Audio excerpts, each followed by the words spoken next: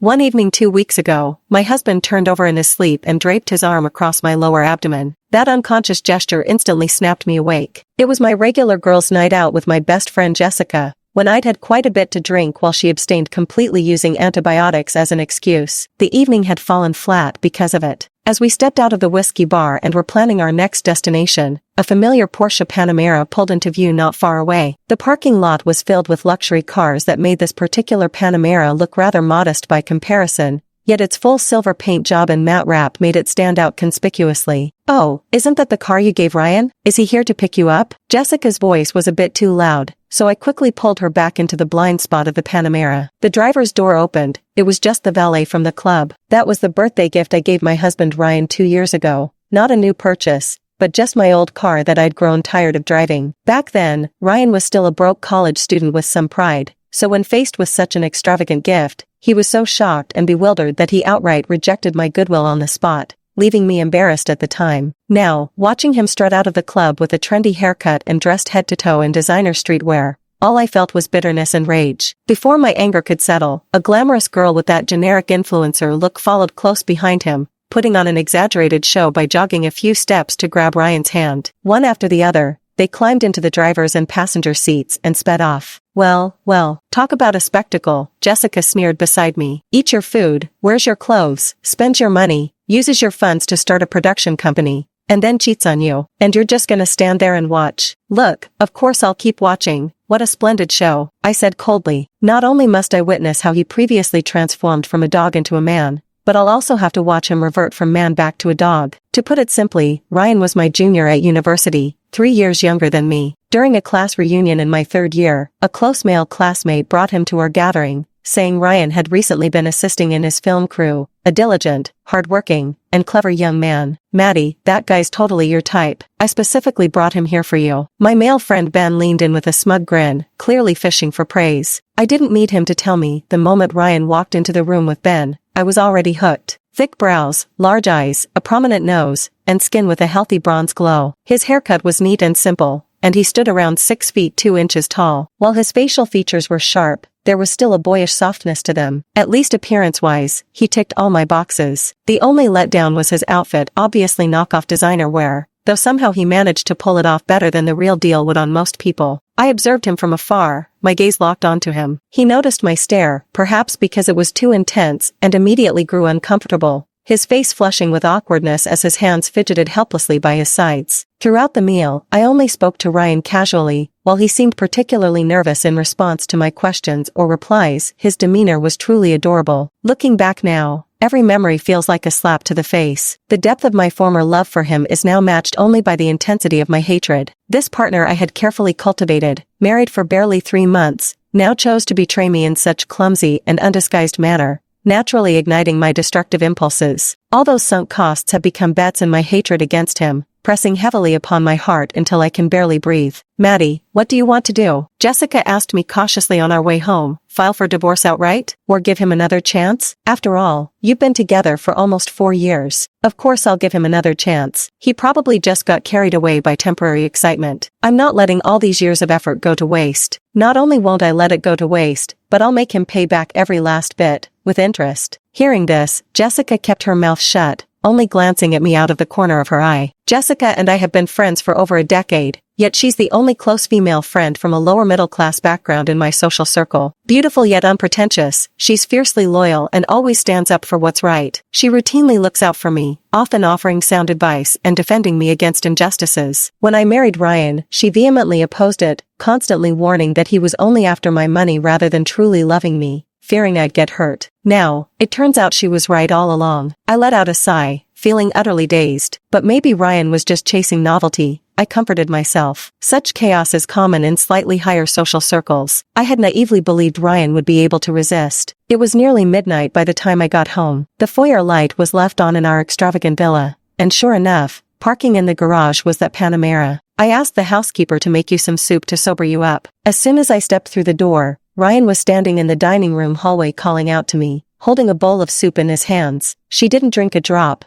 but here you are, getting yourself completely drunk. Honestly, someone your age still doesn't know how to take care of themselves. I didn't move from where I stood. How did you know Jessica and I went drinking? Did the driver tell you? Ryan's expression remained unchanged. I saw the two of you when I got back earlier. What? I was startled. I saw you too when you left the bar, but you didn't even tell me where you were going. If I were the jealous type of husband, Ryan put down the soup, turned around, and hugged my shoulders as he guided me into the dining room. I know what you want to ask. That woman was a minor actress forced on me by an investor. You know how it is in my line of work. Those small-time actors would go to any lengths just to get a shot on screen. Could I have really misjudged him? Maddie, how could I ever be unfaithful to you? You've given me all of this. I could never take it for granted. Seeing my silence, Ryan crouched down, wearing a puppy dog look of hurt on his face. Seeing him like this, I couldn't help but sigh. Fine, since you've already gotten ahead of me, I guess there's nothing more to say. It's not about striking first, but I really didn't. I believe you. I cut Ryan off. Time to sleep. Yet once the seed of doubt is planted, it can only take root and grow. Lying beside Ryan at night, I couldn't sleep. Every time I closed my eyes, all I could see was him coming out of that bar. It's ridiculous. At my age, I'm already past the stage of believing in love, but that image still makes my heart ache. At 3 a.m., he was sound asleep while I got up to check his phone. Whether it was calls, iMessages, texts, Venmo transactions, or travel apps, everything was pristine, no suspicious expenses whatsoever. I rarely checked his phone. After all, Ryan was clever. Even if he did betray me, he'd never leave a shred of evidence. So, had I truly wrongly accused him this time? I put the phone down and turned to face Ryan's sleeping face. Just as I was drifting off to sleep, Ryan rolled over and rested his hand on my lower belly. It was just an unconscious, overly habitual gesture, so gentle and natural that it jolted me wide awake as I was about to fall asleep. He was going to be a father, and the mother of his child wasn't me. The next day, Ryan got up early and went to the company for a morning meeting, giving me a good morning kiss before leaving. I acted as usual, enduring his affectionate performance. At the breakfast table, I held my coffee for a long time, unable to take even a sip. After the sorrow came endless resentment and anger, and the calm that followed the fury forced me to face reality. I spent 4 years crafting Ryan, transforming him from a naive and somewhat cynical college student into a fake elite with wealth and confidence, all just to find a good son-in-law for my father and secure my future. I even set up a production company for him, hoping he wouldn't be labeled as a freeloader and thinking of everything for his sake. Yet, just a few months into our marriage, he couldn't resist cheating. The feeling of betrayal and humiliation makes me sick to my stomach. Disgusting? Absolutely. Not the kind of disgust that a simple divorce could erase. I'm going to destroy Ryan, send him back to where he came from, and drag him into an even deeper mire. I picked up my phone and dialed a number. Within seconds, even before I could react, the call was answered. David, find me Lulu's contact details for me. Don't ask why. I just need her to do me a small favor. Lulu had tried to seduce my ex-boyfriend and almost succeeded. But honestly, our relationship was already unstable at that point. I broke up with him before she could seal the deal. Technically speaking, I nearly got cheated on. But nearly getting cheated on versus actually getting cheated on are two entirely different levels of devastation. After 3 years with my ex-boyfriend, she still ended up breaking up with him, dumped in a brutal, unapologetic fashion. Dating was fine, but when it came to marriage, she was far from the first choice for wealthy families. Against the maneuvers of high society, neither the allure of a tender trap nor the drama of a pregnancy ultimatum proved effective. Lulu disappeared for 2 years, but recently she began reappearing in social circles. When I saw her breathtaking selfies on someone else's feed a few months ago, I never imagined I'd reconnect with her so soon. She arranged to meet me at a sushi place called Toko in Beverly Hills. The spot was her suggestion. After all these years, her expectations of my expending habits remained as high as ever, if not higher. But this time, I didn't resent her materialism at all. In fact, I felt nothing but a cold, detached satisfaction. That's just how the world works. Someone offers money, and someone else reciprocates with service. Someone offers genuine affection, but that doesn't guarantee it'll be returned in kind. Lulu took off her oversized sunglasses, large enough to cover half her face, revealing features so meticulously sculpted they bordered on excessive perfection. This was a face that could ignite envy in most women and stir longing in most men. I know you're strapped for cash these days. Keeping up appearances costs money. Maintaining that high standard of living isn't cheap. I cut straight to the chase without bothering with pleasantries. That's why I want to make a deal with you. Yeah, I really need the money. After all, I wasn't as lucky as you, born into a good family. I have to fight for everything I get, no matter what it takes. Lulu spoke bluntly, a style I liked. Alright, then, I'd like to ask you to seduce my husband. Lulu was utterly astonished, staring at me for a long time without speaking. I calmly waited for her response until she finally said, "Aren't you afraid I might actually succeed?" I laughed heartily. Of course you should succeed, the sooner, the better, but you'll have to follow my lead. As for what happens between the two of you afterward, I won't interfere, and you'll get what you deserve. Lulu burst into giggles. You know, I excel at this kind of thing. That day, we talked for hours. I painted Ryan as a terrifying man with violent tendencies and an obsessive need for control, convincing Lulu to seduce him solely to gather evidence. The goal was to ensure Ryan would lose everything in the divorce, leaving the company entirely to me. The task was simple and clear, with no further explanation needed. But that wasn't my purpose. Weeks passed, and I remained inactive. Meanwhile, Ryan Productions' first project was being established. He was spinning like a top without pause,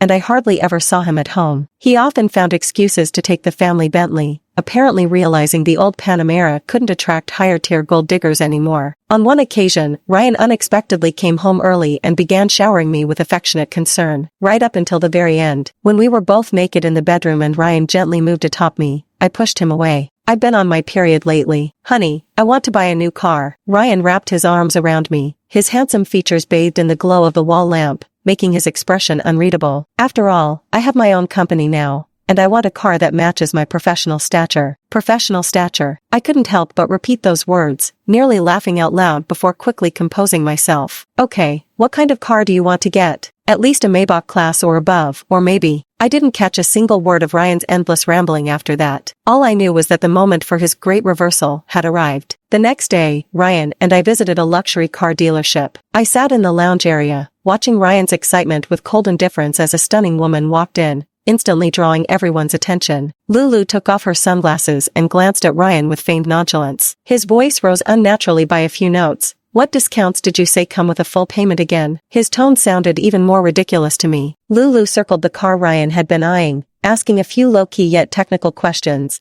Of course they were technical.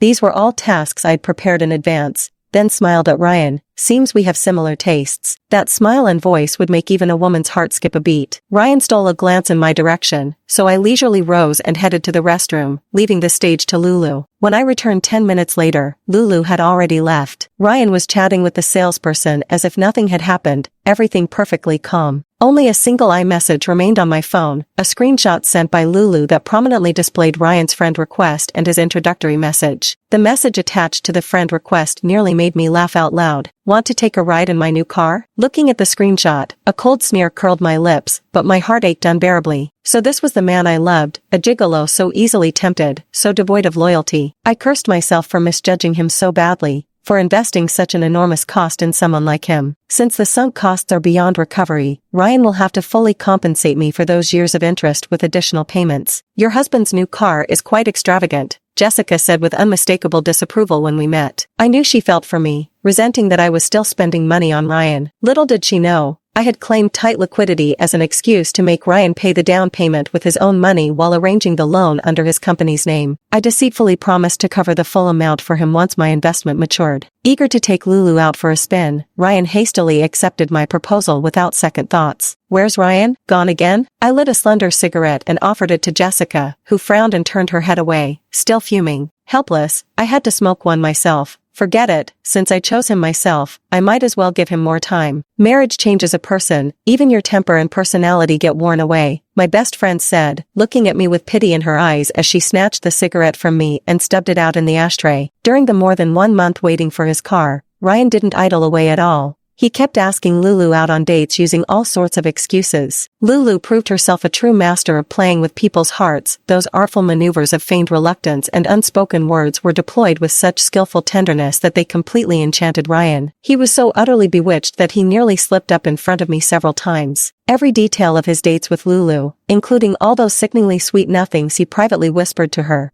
made its way to me without exception. "Is your husband usually so tightly controlled by you that he's gone mad?" Lulu even began mocking me during our latest meeting. "Around me, he acts nothing like a married man, more like an amateur in romance." I froze. Lulu's words struck me like a slap across the face, exposing the reality of these past years. "But for the last month, he's never made plans with me on Tuesdays and Saturdays," Lulu added after thinking for a moment. "Tuesday and Saturday? Tuesday evenings are set aside for my yoga sessions, and Saturday afternoons Ryan and I spend a day at my parents' house. Logically, Tuesday should be Ryan's freest day, so why? The image of Ryan's hand tenderly resting on my lower abdomen flashed through my mind. Even in sleep, he could find that exact spot with such gentle precision. Lulu looked at my gloomy expression and offered a well-behaved smile. After some time, following my instructions, Lulu managed to pester Ryan into taking her to the newly opened water park on Tuesday. Despite the sight of Lulu's fair, alluring bikini-clad figure swaying before him, Ryan still seemed somewhat distracted. As the clock neared 3, Ryan made an excuse about company matters and urged Lulu to leave with him. When I arrived at the location Lulu had sent me, Ryan had just dropped her off. I had the taxi driver follow Ryan's luxury car all the way to a well-known private obstetrics and gynecology clinic in the city. Through the car window, I watched the fully disguised Ryan accompany a familiar figure into the clinic. Sitting in the car, my entire body trembled as waves of darkness flickered before my eyes. The moment that woman turned her head, I recognized her. It was Jessica, my closest companion all these years. This betrayal struck harder than I'd imagined, leaving me momentarily stunned. All this time, I'd been completely fooled by someone so intimate. How my wine-loving best friend abstained that day, how Ryan turned the tables on me after returning home, that extinguished cigarette. Each scene snapped into place like puzzle pieces fitting perfectly. The taxi driver studied me with questioning eyes,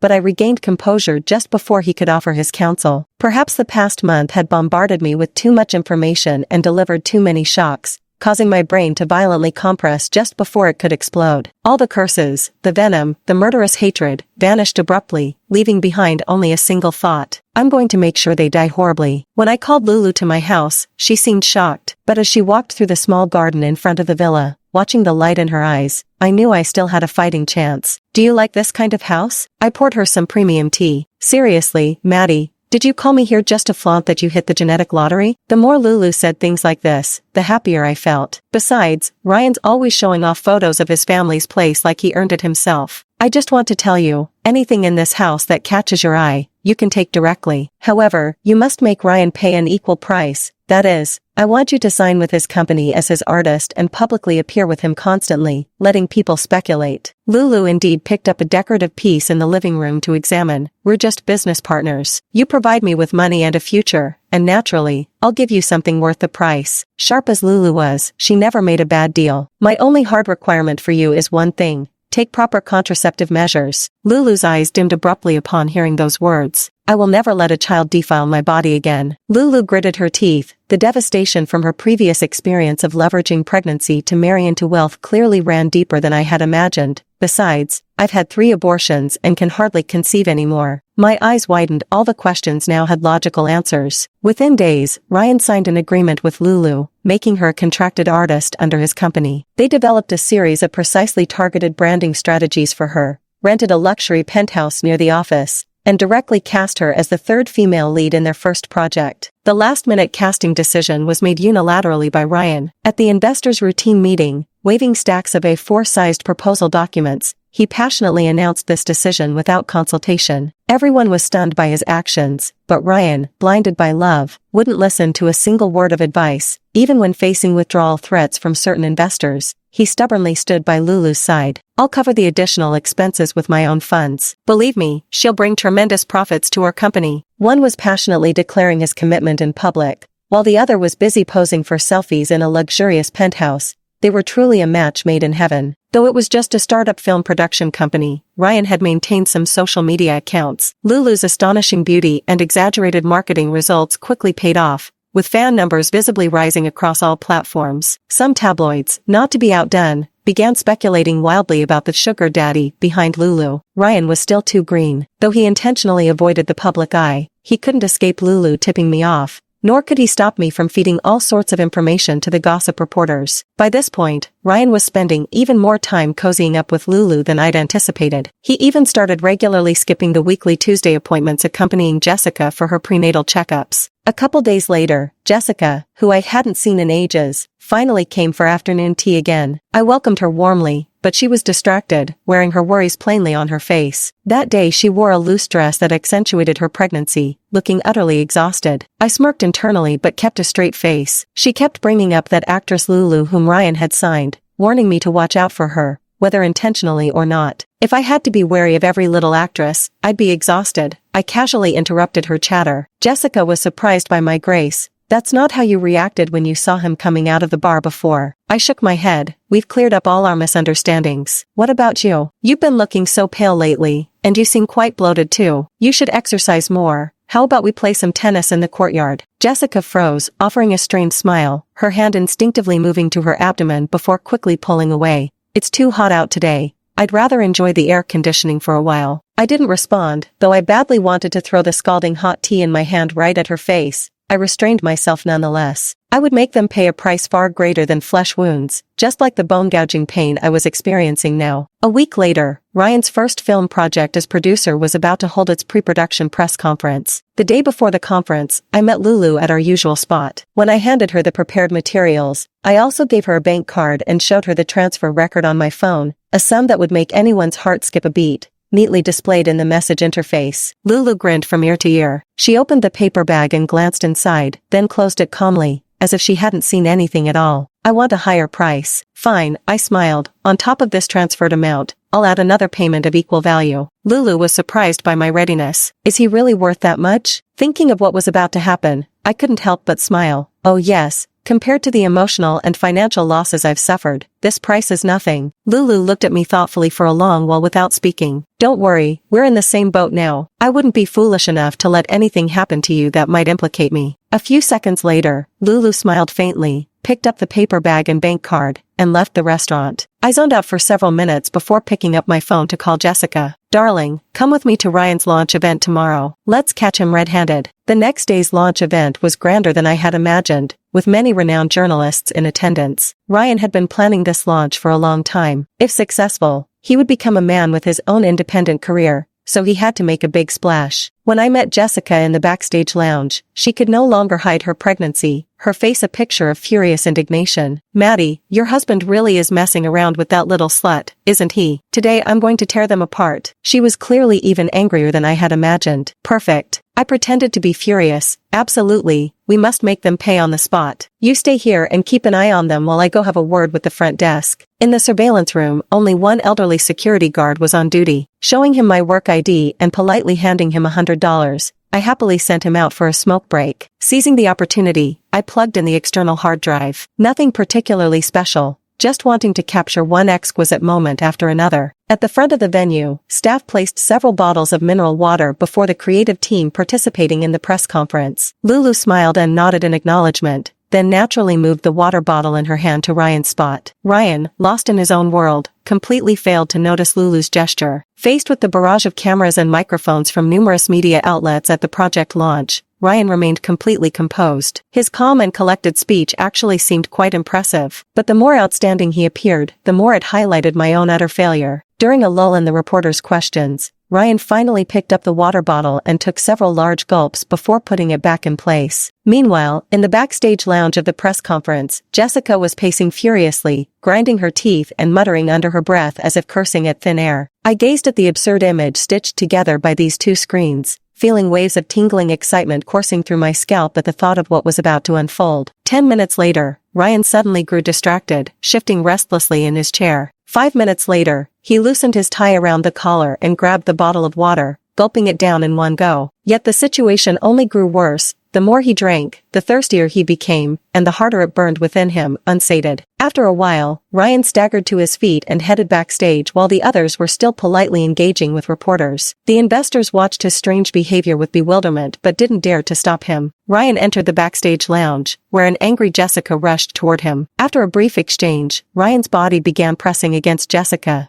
pinning her against the dressing table with one hand. Jessica struggled briefly but was no match for the strength of a man consumed by lust. As I watched Ryan thrust wildly against Jessica like a savage beast, while my dear friend initially muffled her cries with her hand, a pang of pity flickered through me. But the moment I remembered their cruelty toward me, kindness became the most worthless thing in that instant. As the drug took full effect, Ryan had completely devolved into a beast. The security guard on duty returned to the surveillance room and was stunned by what he saw. He stood frozen for at least 10 seconds, and his first instinct was to pull out his phone to record the scene. Should I call the police? On the monitor, Jessica's face twisted in agony as a black liquid trickled down her legs. She slid limply down the makeup table like a dead fish. Moments later, unable to endure any longer, her tears erupted alongside anguished screams. The sound exploded like thunder before the media reporters in another feed. Everyone exchanged bewildered glances, scanning their surroundings for the source. But Lulu's first reaction was to look toward the indoor surveillance monitor. Her mocking gaze pierced through the camera lens, striking straight into my heart before the screen, enveloping me in a momentary vacuum. I turned off the surveillance monitor, unplugged the USB drive, and walked out of the control room toward the scene that was about to turn into hell. When I arrived backstage, Lulu was already gone. I knew she'd taken the passport and plane ticket I'd prepared in advance and was heading to the airport for her exit from the country. As for everyone else left behind, utter chaos had descended like a boiling pot of porridge. The cacophony of noise, gasps, shouts, flashbulbs, and the clicking of camera shutters was all mixed with Ryan's desperate, dog-like howls for mercy. Everything converged into a flood of exhilaration that drowned me. I pushed through the crowd, walking toward Ryan, who knelt on the ground with his lower half exposed, and that horrifying pool of blood. Jessica lay unconscious, her face ghastly pale, at the center of the blood. Some people crowded around her, administering first aid, others called 911, while some covered their eyes in terror. But many more seized the moment, pressing their shutters and snapping photos, acting as faithful chroniclers. Ryan looked utterly grotesque, his body smeared with the foul stench of a miscarried woman's blood, trembling like a drug addict fresh from a high. He muttered incoherently, unmistakably suffering from severe shock. He suddenly looked up and saw me standing before him. Like someone recovering from a thunderbolt out of the blue, his expression shifted through countless emotions before he abruptly let out a shout and lunged toward me. I thought he was going to attack me and instinctively stepped back,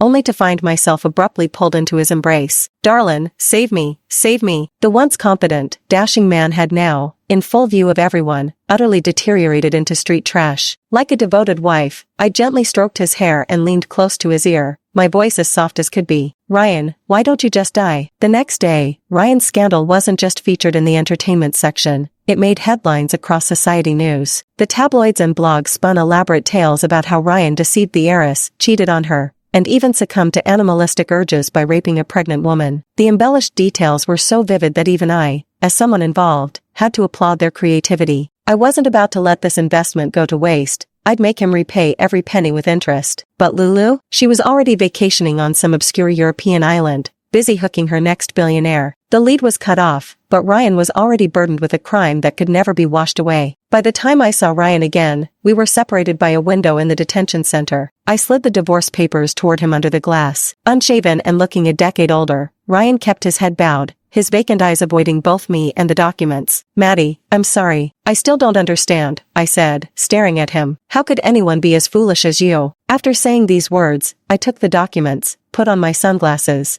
and left the prison. Immediately after, I carried a fruit basket and nutritional supplements to visit my dear friend who had just suffered a miscarriage caused by her own lover. At the door, I saw her lying on the hospital bed, her face devoid of any color, simply staring blankly out the window, her vacant expression eerily similar to Ryan's. The moment I stepped into the hospital room, she seemed to come alive, her gaze shooting toward me brimming with hatred. Hatred? How could I not hate them too? "You must be very curious why I did this." I was curious before. I neatly arranged the tonics by her bedside, then answered gently. "But it doesn't matter now. Your lives have nothing to do with me from now on. Why should I care about strangers' affairs?" Fair enough. A born rich girl who gets everything effortlessly would never spare a glance at lowly people like us who have to struggle just to survive. "I loved Ryan. You're utterly unworthy of him. He was an independent man, yet you bought him with money." Her tears flowed, appearing to me only as filthy dust. "You'll pay for this, if not now, then next time. You can fall in love with a man bought by money yet still fantasize about true love." I nearly doubled over with laughter, rising to place my hand over her abdomen. "Fresh from a miscarriage, don't get agitated. You should focus on recovering instead." Jessica nearly sprang off the bed, but I grabbed her tightly. My frail friend no longer had the strength to resist me, forced to listen as I deliberately told her word by word. "Otherwise, how would you have the energy to conceive another child for Ryan in detention?" Jessica burst into tears and tried to bite me. Hearing the commotion, nurses and doctors rushed in, pulling us apart. As I walked out of the ward, a notification popped up on my iPhone's iMessage. Lulu sent me a beautiful landscape photo, looking utterly picturesque. The end.